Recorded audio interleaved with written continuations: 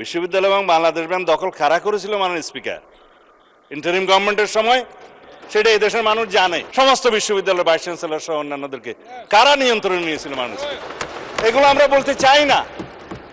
এই ফ্যাসাদে আমরা যেতে চাই না। গত ইন্টারিম গভর্নমেন্ট একটা, আমি বলবো, বালকিল্যপনা একটা আইন করে দিয়েছে। স্ট্রং মানবাধিকার কমিশন আমরা করতে চাই। এখন যে মানবাধিকার কমিশনকে যে সমস্ত ক্ষমতা দেয়া হয়েছে, তার সাথে স্টেক হোল্ডারদের আলাপ আলোচনা ছিল না। ক্রিকেট কন্ট্রোল বোর্ড কিভাবে আসলো মাননীয় স্পিকার? বাংলাদেশ ক্রিকেট কন্ট্রোল বোর্ডের ইন্টারিম গভর্নমেন্টের সময় তৎকালীন ক্রীড়া উপদেষ্টা ক্ষমতার প্রয়োগ করে সারা বাংলাদেশের জেলা কমিটিগুলোকে প্রভাবিত করে সেভাবে নিয়ে আসে। বাংলাদেশে যেগুলো রেজিস্টার্ড ক্লাব ছিল তাদের কাউন্সিলরদেরকে কিসের মধ্যে কি পান্থাবাতে গিয়ে, যাই হোক, মাননীয় স্পিকার, আমাদের উত্থাপন করার বিষয়টা হচ্ছে জুলাই গণঅভ্যুত্থানে অংশগ্রহণকারীদের সুরক্ষা দেওয়ার জন্য, সাংবিধানিক এবং আইনি সুরক্ষা দেওয়ার জন্য। সেটা জাতীয় দাবিতে পরিণত হয়েছে। জুলাই যোদ্ধাদের দাবি ছিল, তার প্রেক্ষিতে জুলাই জাতীয় সনদ স্বাক্ষরিত হয়েছে। তার মধ্যে অঙ্গীকারনামার একটা দফা ছিল, এবং সেই দফাটা পরবর্তীকালে যেদিন সই করব সেদিনও একটা আন্দোলনের প্রেক্ষিতে আমরা অনুরোধ করে কমিশনকে অ্যামেন্ডমেন্ট আনিয়েছিলাম তাদের দাবির প্রেক্ষিতে। তার মানে যারা জুলাই গণ অভ্যুত্থানে, ছাত্র গণ অভ্যুত্থানে অংশগ্রহণ করেছিলেন, তাদের উপরে তো হানাদার বাহিনীর মতো গণহত্যাকারী আওয়ামী লীগ এবং তাদের সন্ত্রাসী গোষ্ঠী এবং পেটুয়া বাহিনী নিপীড়ন চালিয়েছে, অত্যাচার চালিয়েছে, গণহত্যা চালিয়েছে। জনতার প্রতিরোধের মুখে তাদের মধ্যেও কেউ কেউ প্রাণ হারিয়েছে। এটা যুদ্ধের ময়দানে ফয়সালা হয়ে গেছে, আমরা বলেছি। সুতরাং তাদেরকে সাংবিধানিক এবং আইনি সুরক্ষা দেয়া দরকার। সেই প্রেক্ষিতে এই আইনটা, অধ্যাদেশটা ইন্টারিম গভর্নমেন্ট প্রণয়ন করে সবার মতামতের প্রেক্ষিতে। হ্যাঁ, এখানে যদি আপনি সংশোধন আনয়ন করতে চান, মাননীয় সদস্যের উদ্দেশ্যে বলছি, সেটা সেকেন্ড রিডিং মধ্যে আপনি সংশোধনে আনতে পারতেন, আগে নোটিশ দিতে পারতেন, সেই সংশোধনীগুলো নিয়ে আমরা আলাপ করতে পারতাম। সেটা এক্সট্রা স্টেজ।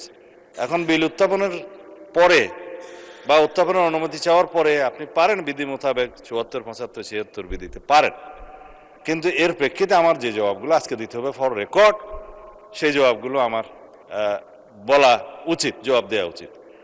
এখানে ক্রিকেট কন্ট্রোল বোর্ড কিভাবে আসলো মাননীয় স্পিকার? বাংলাদেশ ক্রিকেট কন্ট্রোল বোর্ডের ইন্টারিম গভর্নমেন্টের সময় তৎকালীন ক্রীড়া উপদেষ্টা ক্ষমতার প্রয়োগ করে সারা বাংলাদেশের জেলা কমিটিগুলোকে প্রভাবিত করে সেভাবে নিয়ে আসে।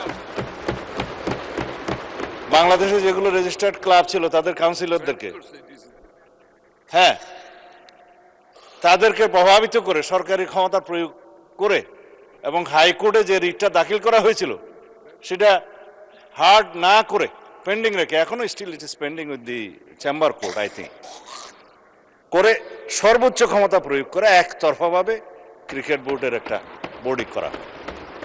তার প্রেক্ষিতে বর্তমান গণতান্ত্রিক সরকার মাননীয় ক্রীড়ামন্ত্রীর নেতৃত্বে তিনি একটা ইনকোয়ারি বোর্ড করে দিলেন, কি কি অনিয়ম হয়েছে না হয়েছে ফাইন্ড আউট করার জন্য। সেই তদন্ত কমিটি রিপোর্ট প্রদান করার পরে তারা ডিক্লেয়ার করলো এখানে যথেষ্ট অনিয়ম হয়েছে। আরো অনেক কথা আমি বলতে পারতাম, বলছি না। তারপরে সেটা ডিজলভ হয়েছে। ডিজলভ হওয়ার পরে একটা ক্রিকেট কন্ট্রোল বোর্ড হয়েছে, আহ্বায়ক কমিটি হয়েছে, অ্যাডক কমিটি। কাকে দিয়ে হয়েছে? এই দেশের কৃতি ক্রিকেটার, বাংলাদেশে সবচেয়ে পরিচিত, সারা বিশ্বে পরিচিত তামিম ইকবালকে দিয়ে। মাননীয় স্পিকার, আমি জানি আপনার সময় নষ্ট করছি, কিন্তু ফর রেকর্ড আপনি জুলাই অভ্যুত্থান সুরক্ষা এটার উপর বলেন। ক্রিকেট কন্ট্রোল বোর্ডের, ক্রিকেট বোর্ডের অ্যাডক কমিটিটা করা হয়েছে। আমরা এখানে কোনো বাপের দোয়া মায়ের দোয়া করি না। এখন এতদিন পর্যন্ত শুনতাম মায়ের দোয়া পরিবহন আছে, আজকে মাননীয় সদস্যের কল্যাণে দেখলাম বাপের দোয়া কমিটিও আছে। যাই হোক, মানবাধিকার কমিশন নিয়ে উনি কথা বলেছেন, এটা বলতে হয়। জাতির কাছে কিন্তু ভুল রিপোর্ট যাচ্ছে মাননীয় স্পিকার। হ্যাঁ, 3 মাসের ভিতরে ক্রিকেট কন্ট্রোল বোর্ড ইলেকশন দেবে তারা বিধি মোতাবেক। মানবাধিকার কমিশন, মাননীয় স্পিকার, গুম কমিশন এবং আইসিটি অ্যাক্ট, 3টার মধ্যে ওভারল্যাপিং আছে। আইনমন্ত্রী পরিষ্কার করে কয়েকদিন আগে বলেছেন, আমরা একটা স্বাধীন মানবাধিকার কমিশন করতে চাই যার সাথে মিল থাকবে গুম আইনের, যার সাথে মিল থাকবে আইসিটি আইনের, কারণ গুমের কারণে যে বিচারটা আইসিটি কোর্টে এখন করা হচ্ছে আইনটা পরিবর্তন করে, যার সাজা যাবজ্জীবন এবং মৃত্যুদণ্ডও আছে খুব সম্ভবত। ইনভেস্টিগেটিং এজেন্সি তাদের আছে, প্রসিকিউশন টিম আছে, তদন্ত টিম আছে, তারা প্রসিকিউশন যখন একটা চার্জশিট দাখিল করে, ওরা বলা হয় ফ্রেমিং অফ দি চার্জের আগে ফর্মাল চার্জ দাখিল করে, এই ফর্মাল চার্জ দাখিল করার পরে ইভেন সেই ইলেকশন করার জন্য আর উপযুক্ত থাকে না। এই শক্তিশালী আইনটার সাথে ম্যাচিং না করে আরো কম সাজার বিধান করে একটা টেম্পোরারি তদন্ত করার একটা দায়িত্ব মানবাধিকার কমিশনকে দিয়ে 1-1.5 বছর সময় বিনষ্ট হবে। তার চাইতে যিনি ভিকটিম, গুমের ভিকটিম, সরাসরি যদি আইসিটি অ্যাক্টে মামলা দায়ের করতে পারে, সেখানে তদন্ত হবে, তদন্তের জন্য আলাদা অর্গান আছে, প্রসিকিউশন টিম আছে, সেইটা ম্যাচিং না করে একটা গত ইন্টারিম গভর্নমেন্ট একটা, আমি বলবো বালখিল্যপনা একটা আইন করে দিয়েছে, এবং সেটার সাথে মানবাধিকার কমিশনের একটা সিমিলারিটিস থাকবে। স্ট্রং মানবাধিকার কমিশন আমরা করতে চাই।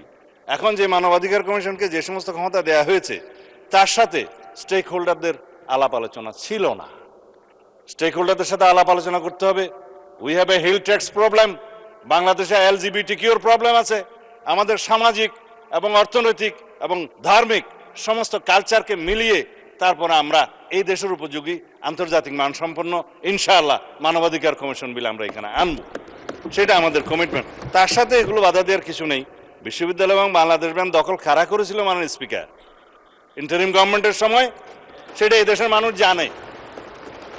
বাংলাদেশ ব্যাংক কাদের নেতৃত্বে কিভাবে বাংলাদেশের অর্থনৈতিক নৈরাজ্য সৃষ্টি করেছে, আমরা মনে করেছিলাম বাংলাদেশের অর্থনীতিটা পুনরুদ্ধার করার জন্য তারা কাজ করবে, বিপরীত করেছে। আমরা এখন সাফার করছি। আর বিশ্ববিদ্যালয়, সমস্ত বিশ্ববিদ্যালয়ের ভাইস চ্যান্সেলর সহ অন্যান্যদেরকে কারা নিয়ন্ত্রণে নিয়েছিল মানুষ, এগুলো আমরা বলতে চাই না। এই ফ্যাসাদে আমরা যেতে চাই না।